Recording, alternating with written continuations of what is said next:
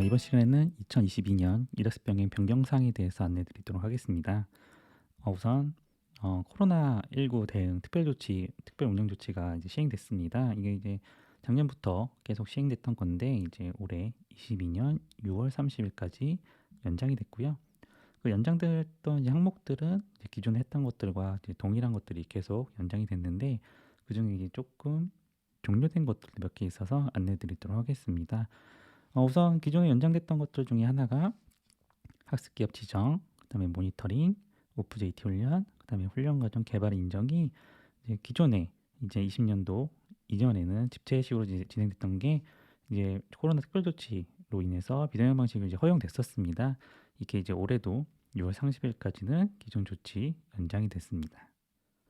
그리고 두 번째로 이제 훈련 실시입니다. 훈련 실시도 이제 기존에는 재직 기간 이제 1년 이내 그리고 상시 근로자 25% 이내에 학습 근로자들만 배출이 됐었는데 지금은 재직 기간 2년, 그다음에 상시 근로자 40% 이내까지도 학습 근로자로 선별할 수가 있습니다. 그 세 번째로 이제 훈련 시간과 일정인데요. 보통 OJT는 일일 6시간, 월 60시간만 허용이 됩니다. 근데 일일 8시간, 월 100시간까지 허용이 되는데요. 이 100시간까지 허용되는 부분은 보통 이제 재학생, 흔히 말하는 뭐 IPP나 P택에 해당될 거고요. 그다음에 재직자는 학위 과정만 해당이 됩니다. 그래서 보통 재직자 비학위 과정은 해당이 안 되시기 때문에 이거는 구분해서 조치를 취하시면 될 것 같고요. 네 번째로는 현장교사 양성 교육이 기존에는 집체 교육만 했는데 지금 이제 비대면으로도 실시간 쌍방향 교육을 통해서 운영이 되고 있습니다. 그리고 이제 다섯 번째입니다. 다섯 번째는 이제 비용 지원인데요.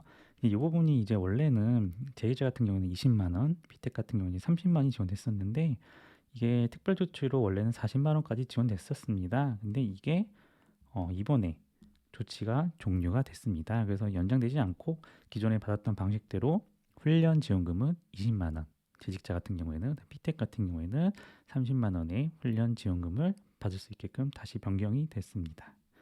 여섯 번째로 이제 출석 인정 범위입니다. 출석 인정 범위는 기존에는 이제 기준이 없었습니다.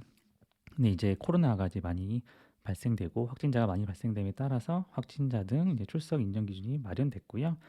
이 부분은 이제 작년부터 일부 변경됐었는데 이제 최근에도 또 한번 변경된 문서가 왔습니다. 그 문서는 뒤에 내용에 대해서 보여드리도록 하겠습니다. 이제 마지막으로 일곱 번째 도제학교도 이제 별도 조치가 이루어졌는데요. 뭐 훈련 시간 이제 확대가 됐습니다. 그리고 일부 이제 비용 받던 것도 위에 5번처럼 이제 조금 더 많이 받던 거를 이제 원래대로 다시 돌아가서 이제 조치가 종료가 일부가 됐다는 부분 확인해 주시면 될 것 같습니다. 자, 이제 앞서 말씀드린 내용 중에 이제 출석 인정 기준이 변경됐습니다. 이제 제가 기존에 이제 코로나 확진자가 발생되면은 변경 전에는 14일 그리고 최대 자가격리자는 해당 날로부터 최대 14일까지 됐었는데 이제 이게 변경이 돼가지고 이제 보건당국 격리 해제일까지 격리 통지서에 명시되어 있는 기간까지만 이제 저희가 출석이 인정되고요. 그리고 자가격리 환자도 해당 일까지 최대 7일까지만 출석이 인정이 됩니다. 그래서 여기 뭐 의사 환자라든지 자가격리 1, 2는 밑에 해당되는 내용 한번 보시면 될 것 같습니다. 다음에 이제 출석 인정 기준 변경 이제 두 번째는요.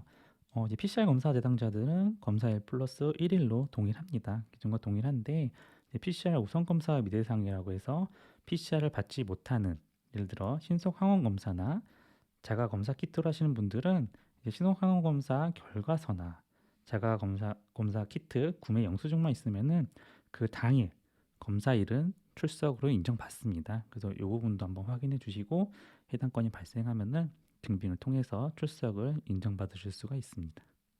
자, 다음은 내부평가 행정상이 개선됐습니다. 내부평가가 이제 작년 한 10월경에 평가 결과서라는 양식이 하나 이제 생겼었는데요. 이제 이게 올해부터 다시 변경돼가지고 양식이 폐지가 됐습니다. 그래서 이게 해당 보이시는 이 양식을 이제는 사용하지 않으셔도 됩니다. 자, 그리고 두 번째는 저희가 이제 내부 평가를 보고 나서 내부 최종 평가 관리에다가 내부 평가서를 이제 증빙 자료를 저희가 첨부했었는데 이 부분도 이제 행정 간소화의 방안으로 증빙 자료를 등록을 이제 생략을 할 수 있고요. 그럼으로써 능력 단위별 평가 결과에 패스, 페일만 저희가 입력하시고 또 평가 보신 일자만 기재하셔서 이제 등록을 하시면 됩니다. 그렇지만 이제 평가를지를 이제 등록 안 한다고 해서 저희가 평가서를 이제 평가를 안 해야 되는 건 아니고요. 평가한 거는 이제 실제로 5년간 보존을 하셔야 되기 때문에 기업이나 센터에서 잘 보관을 해 두셔야 됩니다. 그래서 밑에 보시면 이게 HRD 화면입니다. 이 화면에서 평가 증빙 자료 첨부 이쪽에만 저희가 증빙 자료를 첨부하지 않고 진행을 하시면 되고요.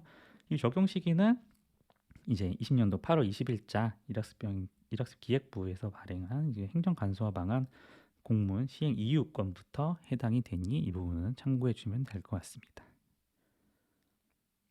오늘 준비한 내용은 여기까지고요. 다음 시간에도 더 알찬 내용으로 찾아뵙도록 하겠습니다. 감사합니다.